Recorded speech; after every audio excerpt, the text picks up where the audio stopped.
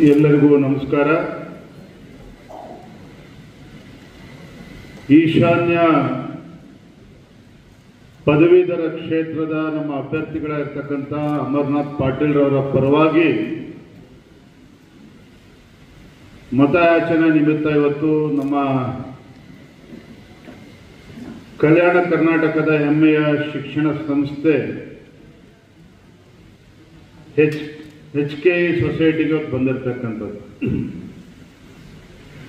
ವೇದಿಕೆ ಮೇಲೆ ಕೇಂದ್ರ ಬಿಂದುಗಳು ಸನ್ಮಾನ್ಯ ಶ್ರೀ ಅಮರನಾಥ್ ಪಾಟೀಲ್ ರವರು, ನಮ್ಮ ಪಕ್ಷದ ಹಿರಿಯ ಮುಖಂಡರಾಗಿರ್ತಕ್ಕಂಥ ನಿರಾಣಿ ಅವರಿದ್ದಾರೆ, MLC ರವಿಕುಮಾರ್ ಅವರಿದ್ದಾರೆ, ಕುರ್ಚಿ ರಾಜು ಅವರಿದ್ದಾರೆ, ಶಾಸಕರು, ಮಾಜಿ ಶಾಸಕರು, ಮಾಜಿ ವಿಧಾನ ಪರಿಷತ್ ಸದಸ್ಯರು, ವಿಧಾನ ಪರಿಷತ್ ಸದಸ್ಯರು, ಮತದಾರ ಬಂಧುಗಳೇ, ಶ್ರದ್ಧೆಯ ತಾಯಂದಿರೇ, ಪತ್ರಿಕಾ ಹಾಗೂ ಮಾಧ್ಯಮದ ಸ್ನೇಹಿತರೆ, ಸಾಕಷ್ಟು ಸಮಯ ಆಗಿದೆ. ಈಗಾಗಲೇ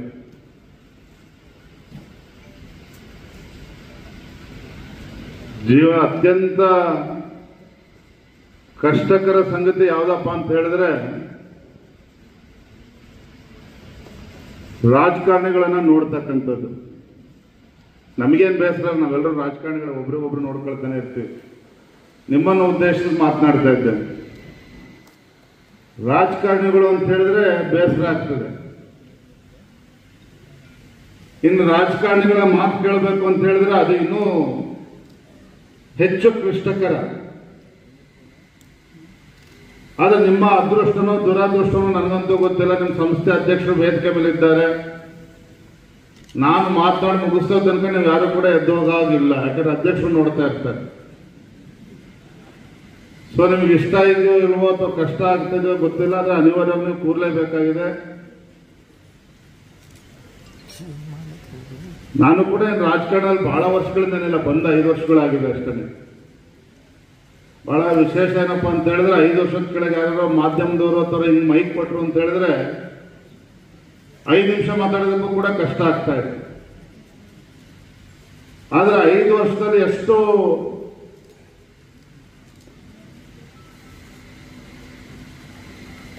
ನಾನು ಕೂಡ ರಾಜಕಾರಣ ನುಗ್ಗಿದ್ದೇನೆ ಅಂತ ಹೇಳಿದ್ರೆ, ಮೈಕ್ ಸಿಕ್ಕಿದ್ರೆ ಸಾಕು, ಮಾಧ್ಯಮದವ್ರು ಬಂದ್ರೆ ಸಾಕು, 5 ನಿಮಿಷ ಮಾತನಾಡ್ತಿದ್ದೆ, ಕನಿಷ್ಠ 50 ನಿಮಿಷ ಮಾತನಾಡ್ಬೋದು ಈಗ. ಆದ್ರೆ ಗಾಬರಿ ಆಗ್ತಕ್ಕಂಥ ಅವಶ್ಯಕತೆ, ನಿಮ್ಮ ತಾಳ್ಮೆನ ಪರೀಕ್ಷೆ ಮಾಡೋದಕ್ಕೆ ಹೋಗೋದಿಲ್ಲ ನಾನು ಕೂಡ, ಯಾಕಂದ್ರೆ ಊಟದ ಸಮಯನೂ ಕೂಡ ಆಗಿದೆ. ರಾಜಕೀಯ ಕ್ಷೇತ್ರ ವಿಶೇಷತೆ ಏನಪ್ಪಾ ಅಂತ ಹೇಳಿದ್ರೆ, ನೀವು ಕೂಡ ರಾಜಕಾರಣಿಗಳು ಬೈತೀರಿ, ವೈದ್ಯಕೀಯ ಕ್ಷೇತ್ರದಲ್ಲೂ ಕೂಡ ಇರೋರು ಕೂಡ ರಾಜಕಾರಣಿಗಳು ಅಂದ್ರೆ ಬೈತಾರೆ. ಯಾವುದೇ ಕ್ಷೇತ್ರದ ವ್ಯಕ್ತಿಗಳು ಮಾತಾಡ್ತೀವಿ. ರಾಜಕಾರಣಿಗಳು ಅಂತ ಹೇಳಿದ್ರೆ ಅಸಡ್ಡೆ.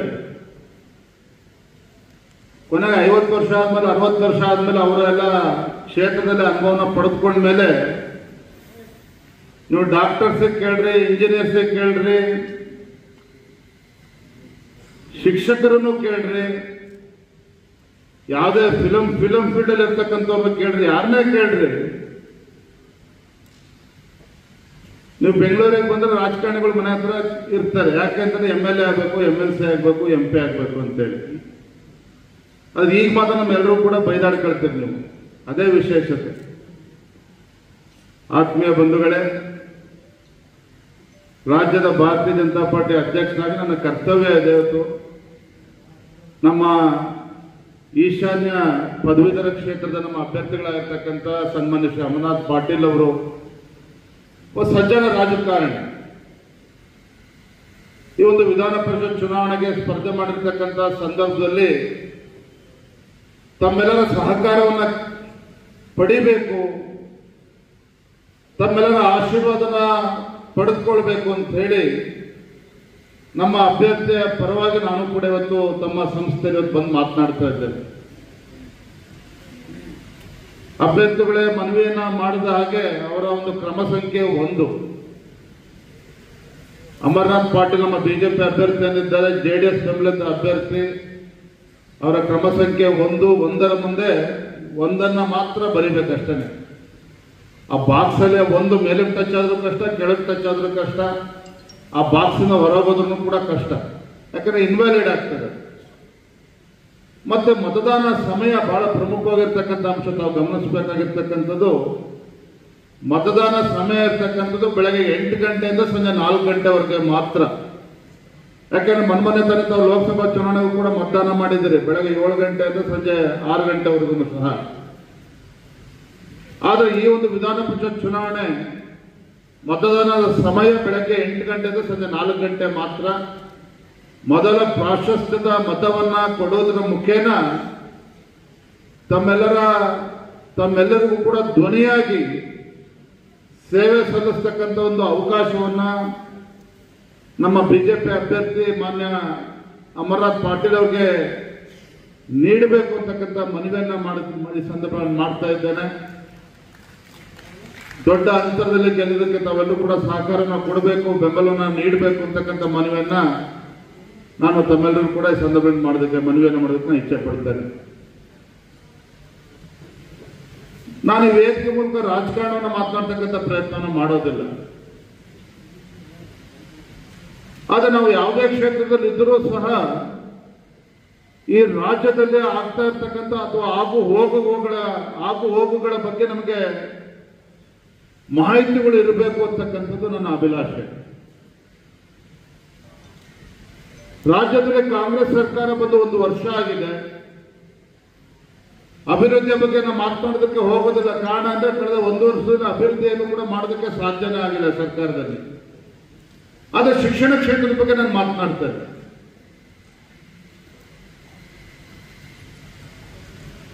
ತಮಗೆ ಗೊತ್ತಲ್ಲ, ಹಿಂದೆ ಭಾರತೀಯ ಜನತಾ ಪಾರ್ಟಿ ಸರ್ಕಾರ ಸನ್ಮಾನ್ಯ BS ಯಡಿಯೂರಪ್ಪ ಅವರು ಮುಖ್ಯಮಂತ್ರಿ ಇದ್ದಾಗ, ಅಂದ್ರೆ ಅದಕ್ಕೂ ಪೂರ್ವದಲ್ಲಿ 2005-6 ಇಸ್ವಿನಲ್ಲಿ ರಾಜ್ಯದ ಒಟ್ಟು ಬಜೆಟ್ ನಲ್ಲಿ ಶಿಕ್ಷಣ ಕ್ಷೇತ್ರಕ್ಕೆ ಇಟ್ಟಂತ ಹಣ ಎಷ್ಟು 2005-6ರಲ್ಲಿ ಅಂತ ಹೇಳಿದ್ರೆ 4,500 ಕೋಟಿಗಳು ಮಾತ್ರ. ಸನ್ಮಾನ್ಯ ಯಡಿಯೂರಪ್ಪ ಅವರು ರಾಜ್ಯದ ಮುಖ್ಯಮಂತ್ರಿಗಳಾದ್ಮೇಲೆ 2010-11ರಲ್ಲಿ ಶಿಕ್ಷಣ ಕ್ಷೇತ್ರಕ್ಕೆ ಹೆಚ್ಚು ಒತ್ತನ್ನು ಕೊಡಬೇಕು ಅಂತ ಹೇಳಿ 16,866 ಕೋಟಿಯಷ್ಟು ಅನುದಾನವನ್ನ ಶಿಕ್ಷಣ ಕ್ಷೇತ್ರಕ್ಕೆ ಬಿಡುಗಡೆ ಮಾಡಿರ್ತಕ್ಕಂಥದ್ದು. ನನಗೆ ಆಶ್ಚರ್ಯ ಆಯ್ತು. ಯಾಕೆಂತೇಳಿ ತಾವು ಗೊತ್ತಿದೆ, ಯಡಿಯೂರಪ್ಪನವರಂದ್ರೆ ರೈತ ನಾಯಕರು ಅಂತೇಳಿ ರಾಜ್ಯದ ಜನ ಗುರುತಿಸ್ತಾರೆ. ಆದ್ರೆ ಶಿಕ್ಷಣ ಕ್ಷೇತ್ರಕ್ಕೆ ಎಷ್ಟು ಆದ್ಯತೆ ನೀಡಿದ್ದಾರೆ ಅಂತ ಹೇಳಿದ್ರೆ, ಬಿಜೆಪಿ ಸರ್ಕಾರ ಇದ್ದಾಗ, ಯಡಿಯೂರಪ್ಪ ಮುಖ್ಯಮಂತ್ರಿ ಇದ್ದಾಗ 1000ಕ್ಕೂ ಹೆಚ್ಚು ಪ್ರೌಢಶಾಲೆಗಳನ್ನು ತೆರೆದಿರ್ತಕ್ಕಂಥದ್ದು ನಮ್ಮ ಸರ್ಕಾರ ಇದ್ದಾಗ. 50ಕ್ಕೂ ಹೆಚ್ಚು ಪಾಲಿಟೆಕ್ನಿಕ್ ಕಾಲೇಜುಗಳನ್ನು ತೆರೆದಿರ್ತಕ್ಕಂಥದ್ದು. ಇವತ್ತು 5ನೇ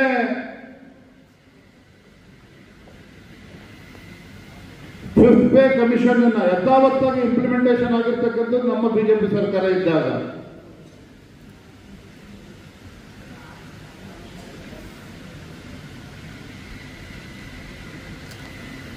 ಉಪನ್ಯಾಸ ಶಿಕ್ಷಕರಿದ್ದರು, ಅವರಿಗೆ ಗೌರವಧನ ಸಿಗ್ತಾ ಇದ್ದಿದ್ದು ಕೇವಲ 14,000 ರೂಪಾಯಿ ಮಾತ್ರ. ನಮ್ಮ ಸರ್ಕಾರ ಬಂದ್ಮೇಲೆ 34,000 ರೂಪಾಯಿ ಕೊಡ್ತಕ್ಕಂಥ ಕೆಲಸ ಆಯಿತು.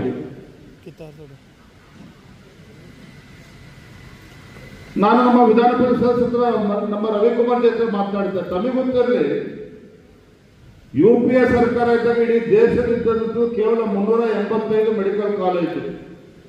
ನಮ್ಮ ಕೇಂದ್ರ ಸರ್ಕಾರ ನರೇಂದ್ರ ಮೋದಿ ಅವರ ಸರ್ಕಾರ ಬಂದರೆ ಸುಮಾರು 704 ಮೆಡಿಕಲ್ ಕಾಲೇಜುಗಳು ಆಗಿರ್ತಕ್ಕಂಥದ್ದು. UPA ಸರ್ಕಾರ ಇದ್ದಾಗ ಶಿಕ್ಷಣ ಕ್ಷೇತ್ರಕ್ಕೆ ಕೊಟ್ಟಿರ್ತಕ್ಕಂಥ ಹಣ ಎಷ್ಟು ಕೇಂದ್ರ ಸರ್ಕಾರದಲ್ಲಿ